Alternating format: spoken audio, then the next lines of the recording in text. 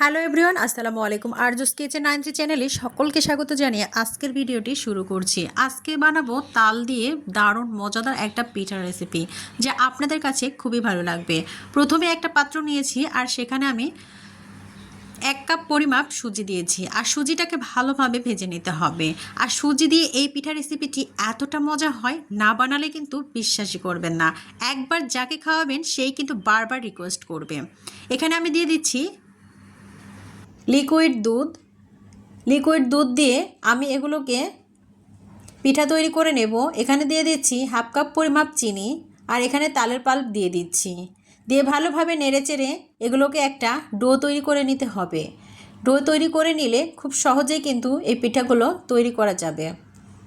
এই পিঠাটি খেতে এতটাই দারুণ হয়, ছোট থেকে বড় সকলে কিন্তু তৃপ্তি সহকারে খায় এবং অনেকটাই খুশি হয়ে যায় এই পিঠাটি যদি বানিয়ে দেওয়া হয়।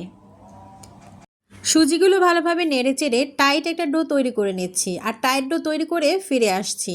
এতটা সুস্বাদু লাগে এই পিঠা রেসিপিটি, একবার বানালে বারবার বানাতে ইচ্ছে করবে। এই পিঠাটি যাকে খাওয়াবেন সেই কিন্তু প্রশংসা করতে বাধ্য। গ্যারান্টি দিচ্ছি এতটা সুন্দর হয় এই রেসিপিটি। আমি এখন পিঠার ডোটা রেডি হয়ে গিয়েছে, একটা পাত্রে ঢেলে নিচ্ছি আর গরম অবস্থায় আমি এটাকে বেড়ে নিয়ে ভালোভাবে ঠান্ডা করে নিচ্ছি। ঠান্ডা করে নেওয়ার পরে কিন্তু এই ডোটাকে ভালোভাবে মথে নিতে হবে।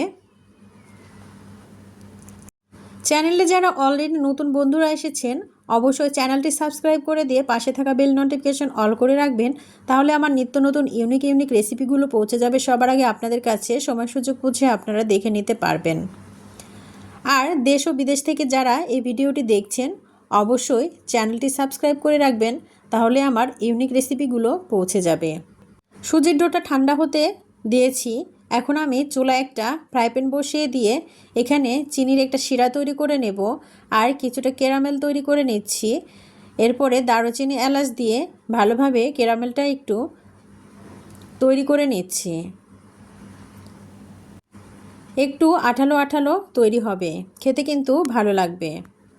এখন সুজির যে ডোটা তৈরি করে রেখেছিলাম, হাতে একটু তেল মাখিয়ে ভালোভাবে একটু মেখে নিচ্ছি আর পিঠার শেপটা আমি দিয়ে দিচ্ছি কিভাবে এই পিঠাটি তৈরি করছি। খুবই সহজ এবং কম উপকরণ, অল্প খরচে কিন্তু কম সময়ে এই রেসিপিটি তৈরি করে নিতে পারেন। দেখুন, আমি আবারও হাতে তেল মাখিয়ে নিয়েছি আর গোল গোল করে আমি এই পিঠার শেপটি দিয়ে দেব। খুবই ভালো লাগে খেতে এই পিঠাটি। একবার যাকে খাওয়াবেন সে কিন্তু বারবার খেতে চাইবে এই পিঠাটি। দেখুন, আমি গোল গোল করে শেপ দিয়ে নিয়েছি। এখন কাঁটা চামচের সাহায্যে আমি একটু ফুটো ফুটো করে দেব। এতে করে দেখতে ভালো লাগবে, খেতেও কিন্তু মাশাআল্লাহ অনেক সুন্দর ছিল। কাঁটা চামচের সাহায্যে এভাবে ফুটো ফুটো করে দিলে ডিজাইনটা দেখতে ভালো লাগবে। সমস্ত পিঠাগুলো আমি ঠিক এভাবেই তৈরি করে নিচ্ছি। আমার এই ভিডিওটি যারা ইউটিউব চ্যানেল থেকে দেখছেন, অবশ্যই চ্যানেলটি সাবস্ক্রাইব করে রাখবেন। আর যদি ফেসবুক পেজ থেকে দেখেন, অবশ্যই পেজটি ফলো দিয়ে রাখার অনুরোধ রইল। আমার পিঠা একটা রেডি হয়ে গিয়েছে। ঠিক এভাবে আমি সমস্ত পিঠাগুলো রেডি করে নিচ্ছি। এভাবে পিঠাগুলো তৈরি করে নিচ্ছি। আমি কিন্তু এগুলোকে ডুবো তেলে ভাজবো না। ডুবো তেলে না ভেজে কিভাবে পিঠাটি তৈরি করছি আপনারা দেখতে থাকুন। আবারও একটা কাঁটা চামচের সাহায্যে আমি ফুটো করে দিচ্ছি। আপনাদের বোঝার সুবিধার্থে আমি আরও একটা পিঠা রেডি করে নিচ্ছি। দেখুন, কত সুন্দর একটা পিঠা তৈরি হয়ে গিয়েছে।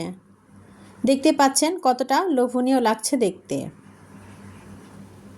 ঠিক এভাবে আমি সমস্ত পিঠা তৈরি করে নিয়ে ফিরে আসছি। পিঠাগুলো আমার সম্পূর্ণ রেডি হয়ে গিয়েছে। দেখুন কতটা লোভনীয় লাগছে। ঠিক এভাবে পিঠাগুলো তৈরি করে নিতে হবে। এখন পিঠাগুলো আমি ভেজে নেওয়ার জন্য ফ্রাই প্যানে সামান্য তেল দিয়ে আমি পিঠাগুলো ভেজে নেব। বেশি তেল দেওয়ার কোনোই প্রয়োজন নেই।